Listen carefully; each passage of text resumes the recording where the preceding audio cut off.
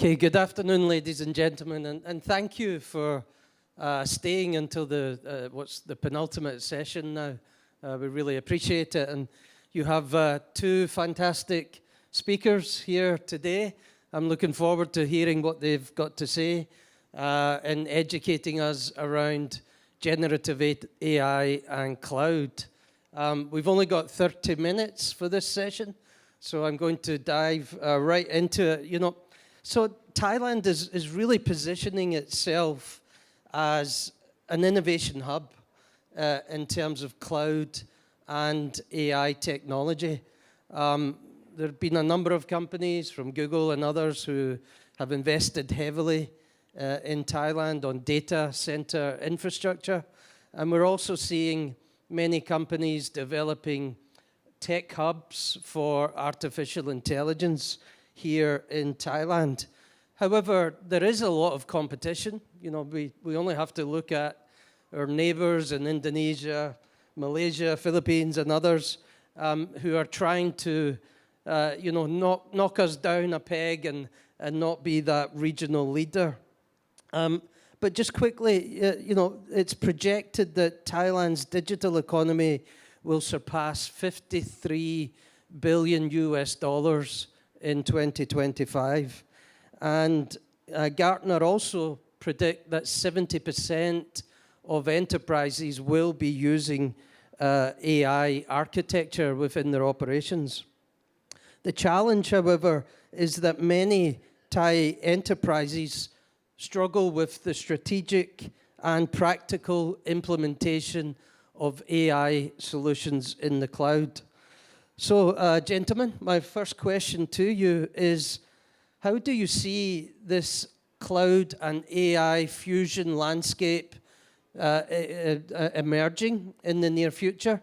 And how can Thailand continue to grow its position and stay as a market leader in this space? Let me take it first.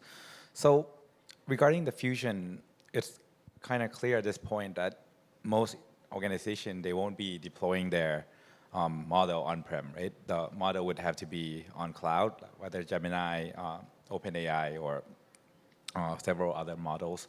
So this is why the introduction of the Bangkok or Thailand region in many of the cloud is very important. I think AWS recently have like the Bangkok region, and Microsoft is investing heavily, and then Google, to a lesser degree, they're also investing. So this is very important because when you think about AI, it's not just text anymore. It's multimodal, and it's video and picture, right? And in particular video, the amount of bandwidth that you require to upload the video is very, very high. Right? So at CJ Moore, we have tens of thousands of surveillance camera, right? So the cost to push off of that surveillance camera footage up to the cloud is, it's not just the storage, but the network cost is very, very high. So having a Thai region is very important because it reduces the network costs significantly, and it allows you to do more multimodal models with the AI. Another thing I want to mention is there's also this idea, not the video, but like the text.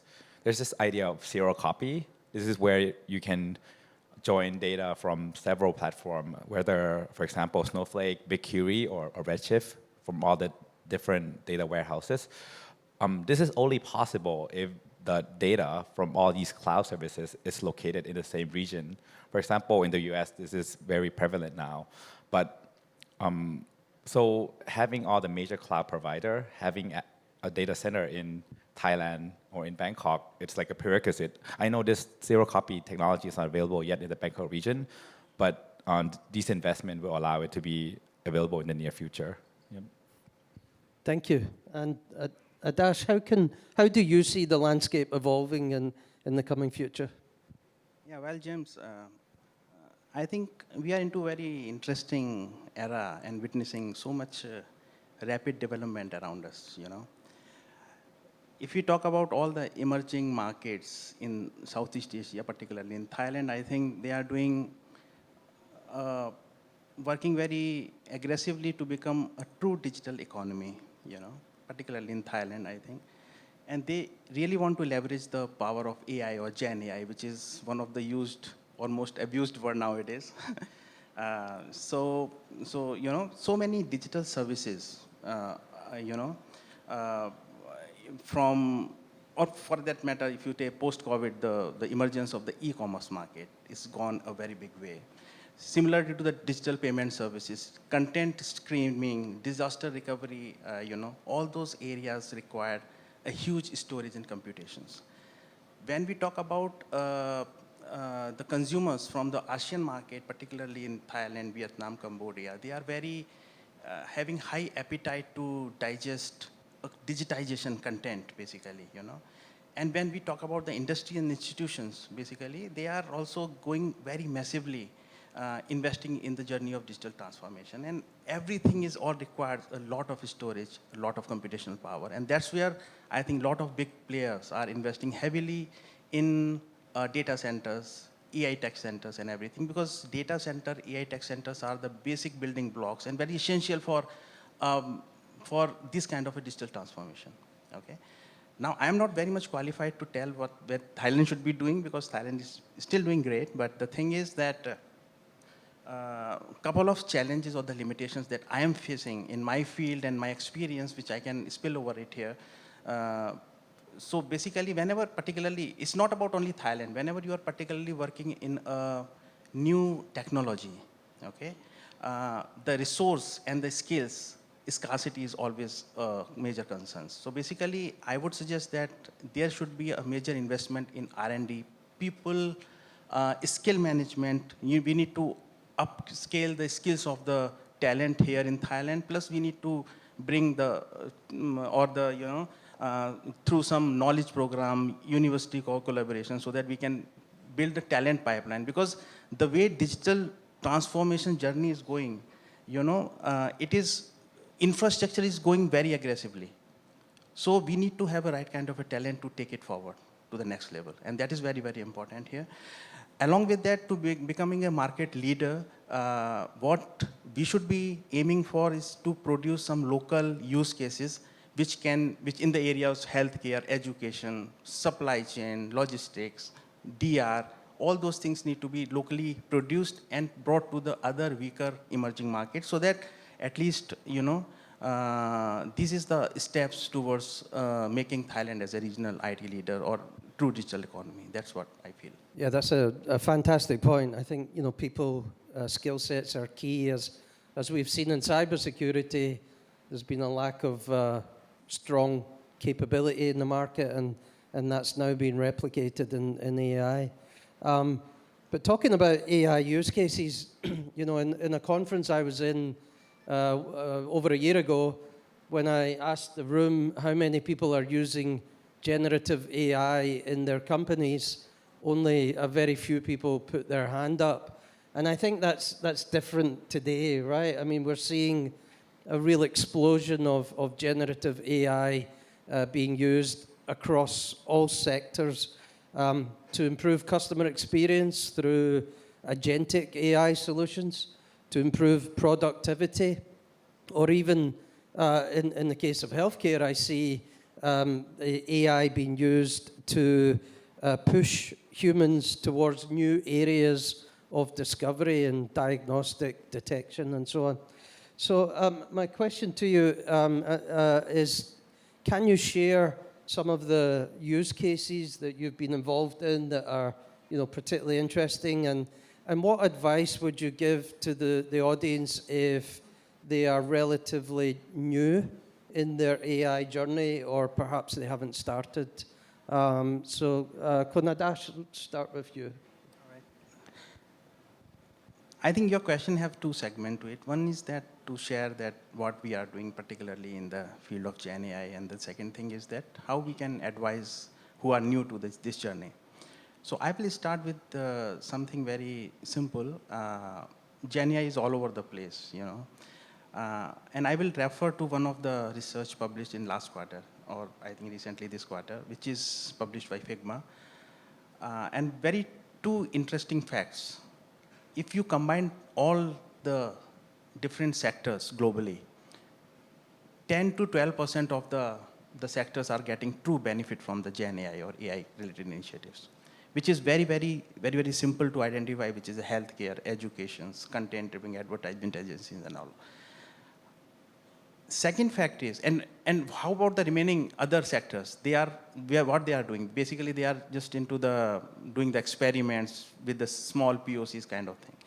And the second very interesting fact was, and no offense to anyone, that the various digital product service providers, they are selling the technology, not the solution.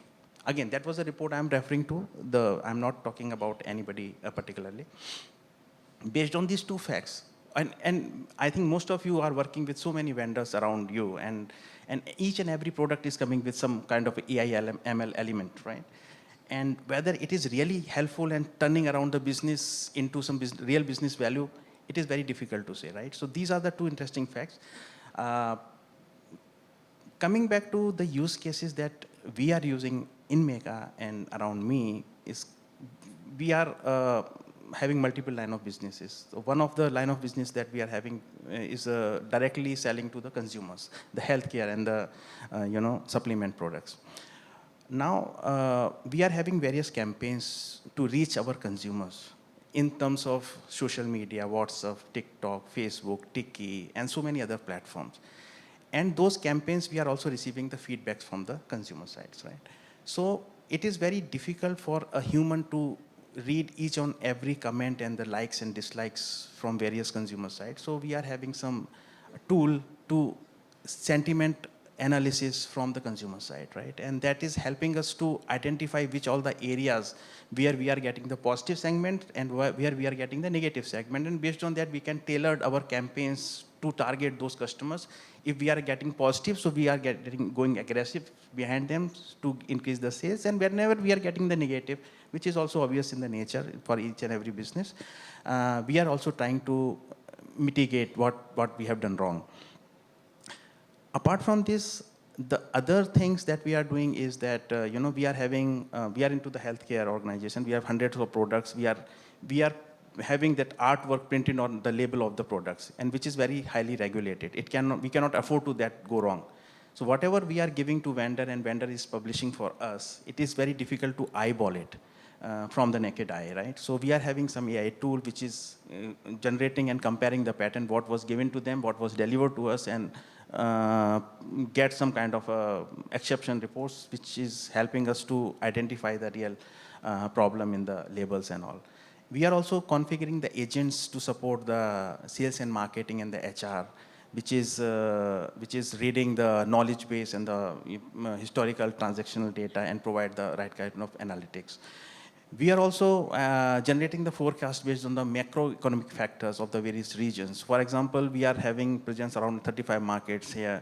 And if a couple of market is having some problem, either because of war, because of some natural disaster, because of some any other reason, the per capita income is going down. So that is very relatable, that if their income is going down, then definitely they will not buy the non-essential product. So our OTC product sales will go down, but definitely because of the natural disaster, the prescription drugs demand will go high, and they will, the increase in sales. Those kind of forecasts we are generating. Again, as I said earlier, the digital service provider are selling the technology. The third example I have given is particularly related with that. Whether business is getting the real value from that kind of a forecast is difficult to predict. That's a business side, but yeah, that is the things that we are doing.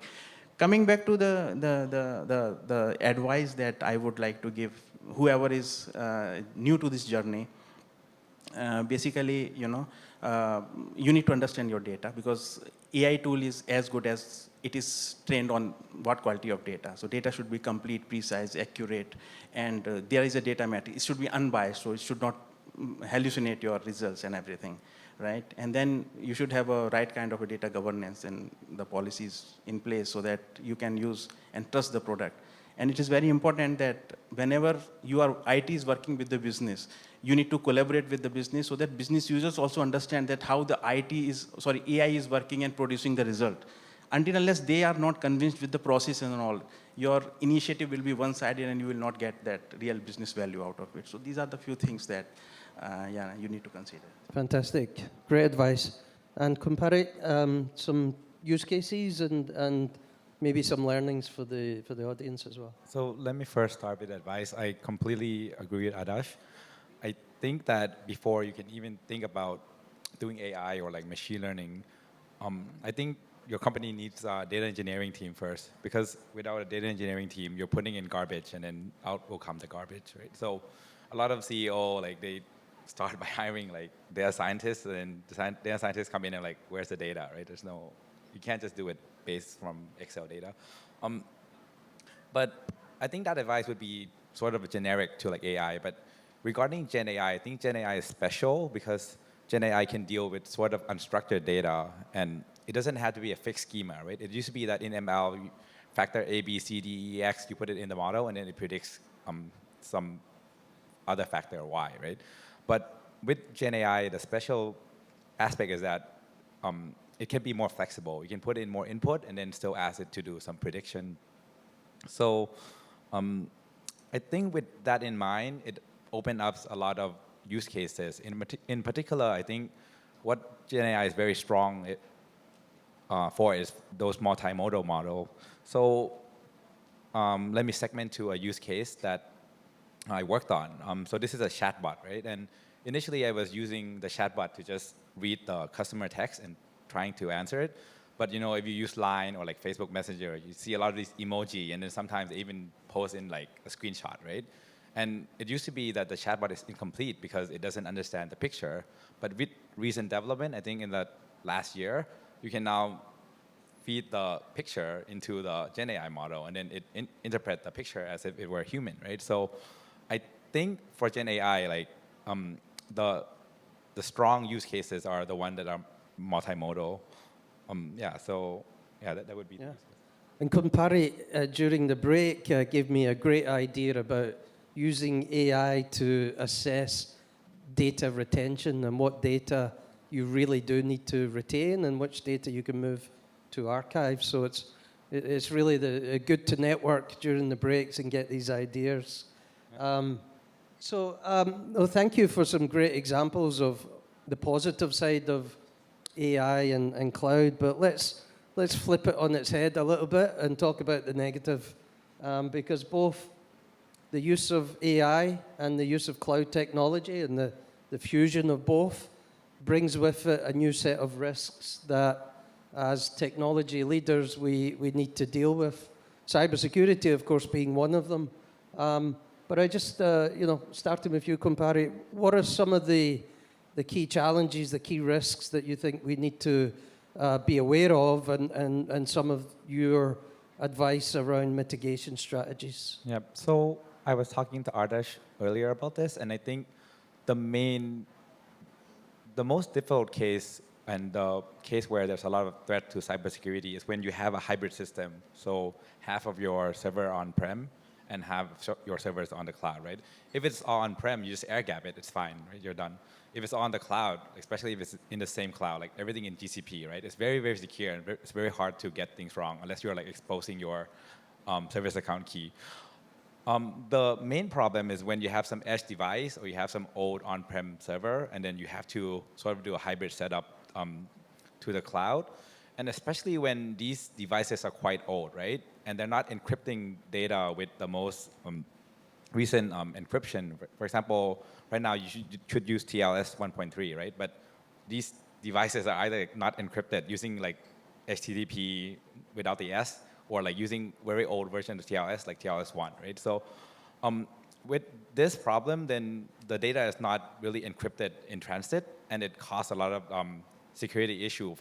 And in particular, if these are PID data, and it will not be in compliant with PDPA or GDPR, right? There is a workaround to fix this, that you do some VPN connection, but this is not very viable if you actually have a lot of video data, like in my company case. If you have gigabyte or terabyte of data in transit, right? The cost of like implementing this like VPN layer in the cloud is it's millions of dollars, I think. So one of the issue I think is when you have these hybrid system, and especially like these older devices, which doesn't encrypt data very well. So you need to be careful, and there isn't like a lot of. It's quite difficult to get a workaround, but you need to deal with it. Yeah. So it sounds like a very complex challenge. Kanadash, do you have any more examples that you would like to share? Yeah, definitely, because the hybrid and the GenAI fusion is creating a lot of benefit as well. But down the side is, as I said earlier, that only 10 to 12% of the people are lucky who knows the real business use case. The remaining are doing the experiment, and experiment is sometimes it's dangerous in the sense that because everybody is trying to put their data on the public cloud and do the experiment, right? This is having a concern of data security because you are exposing your data to public cloud, which is amplifying your cybersecurity threats, right? It's in a big way. The people are not doing intentionally because they are doing the experiment, and experiment has no limit, right? So that is one of the things that if you should have a clear data policies that which data should be on-prem, which should be on cloud, public cloud or private cloud, and based on that you set up the policies accordingly and to mitigate this kind of a risk. Parallelly, you need to educate your employee and the talent that, and just show that what are the downside of putting your data on the public or some insecure way, right? Apart from that, as I was hearing one of the conversation earlier, that the even hackers and they are using AI more than that the normal human being, right? So they are smarter than us basically, right? So they are also generating very convincing fraud mails or some content which is very, very convincing and it's difficult to ignore, which is again amplifying the threats of the. So our email security system should also have a smart tools which can generate and which can recognize the content generated by AI and just have the mechanism to filter it out, so that your network and everything is getting secure. Apart from that, this cybersecurity, there are other downsides because again, everybody is in the experimental phase. Your data is not that mature, and you are using those data to generate your GenAI model, which is also hallucinate sometime, and because the data matrix is not properly checked. Data matrix in the sense because there are tools available just to check the quality of data, whether your data is worthy enough to get into the LLM models or not, right? And it have the parameters like it should be precise, complete, it should not be biased for the gender, caste, creed, religion and everything, right? Because if your input data is compromised, the output is going to be compromised, right? So that is something that need to be checked and before you start using the things. But there is another angle to it, because if the people are lucky, if they are having the proper business use case, they know what they need to be done, what are the success criteria, success metrics and everything. But who do not know, and they are in a very basic journey of AI, basically, right? So they need to take the small use case in a very small way and try to learn the technology, because until they learn the technology, the door of immense possibility will not open. You need to understand the technology before you can use the technology. So experiment should not stop no matter what. That's what, yeah. Thank you. So let's wrap up this session with a slightly controversial question, right? I mean, we've all seen the Terminator movies, and we all wonder what AI is going to do to job prospects in the future. In fact, I had the son of a friend of mine recently came to see me to ask, should he study software engineering at university, because he's concerned that maybe in the future there will not be development jobs due to AI. So here's my controversial question to finish up to both of you. Is AI going to replace what we do, replace human capability, or how do you see it evolving, Kumparit? Okay, so I think to a degree, AI would replace some job, but it won't be totally. For example, in the use case I talk about in the chatbot, right? So experience, I wasn't able to. I don't want to do it in the first place, but there's still a case to have humans. The AI can deflect some cases, but the more difficult and especially the more emotional cases will still have to be transferred to a human for to be dealt with. On the other hand, when we think about, yes, some job will be lost, but a lot of more job will be created, right? Like when you implement a chatbot, you need a dev to sort of connect like the messaging system with the API, right? The OpenAI API or the whatever AI you're using. And this system needs to be maintained. You need to hire a tester or like a support admin to sort of maintain the system, right? So I view it more of like upgrading or upskilling the people to sort of work hand in hand with the AI.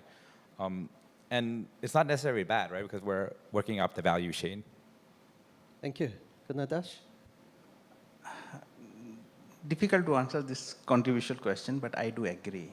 There is a big way the job will be affected. We already started witnessing due to the automation, the less dependency on the routine and the sequential task. It is being done by RPAs and everything, right? Now, with the evolution of agentic AI, most of the cognitive and the thinking task also shifting towards the agents, smart agents, right?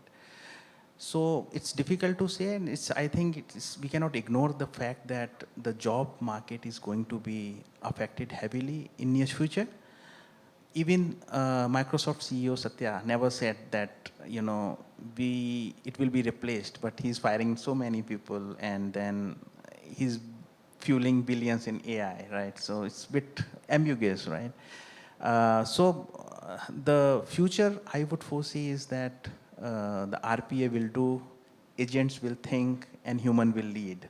That is the future that I am foreseeing, because it is almost impossible to replace the human completely. I agree with Kunparit, but the thing is that everybody will need to understand and upscale themselves towards the future. And every organization is going to be AI ready. So employee also need to be AI ready. And that is the future. And one of the interesting fact, then I just asked my 10-year-old son, what do you want to become in future?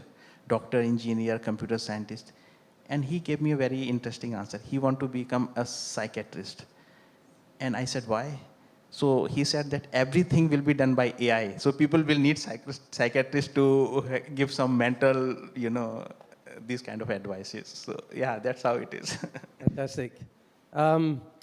Okay, I think we have time for just a couple quick questions from the audience.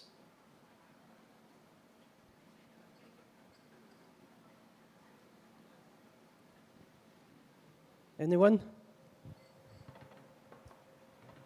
No?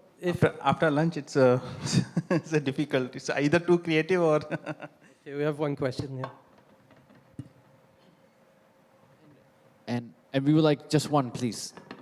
Sure, one, and try to be short. Actually, not a question, but just want to hear and some advice that like we are on AI and everyone jump into that. So you are from corporate company, and how are we gonna ensure we are secure, the governance and security in place of using AI in the company, how to have our user, our people aware and understand the risk of using AI and PII data and all that. Thank you. So I think there's one extreme example where you build an internal app and then you route all of your prompt through that app, and then that app can either go call like the Meta AI or like the Grok or whatever, right? So that way you are in full control.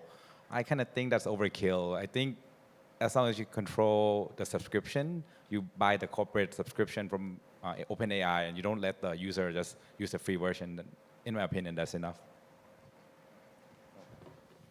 I think to be very precise and short is that just to create the awareness that what kind of data then can be used on public or private. Sensitive use cases should not go on public. It should be either on private or on-prem. kind of infra so that it is having less exposures for leak or sensitive leak. Yeah, that's what I can say. Thank you. Thank you, ladies and gentlemen, and please a round of applause for our panelists. So can we?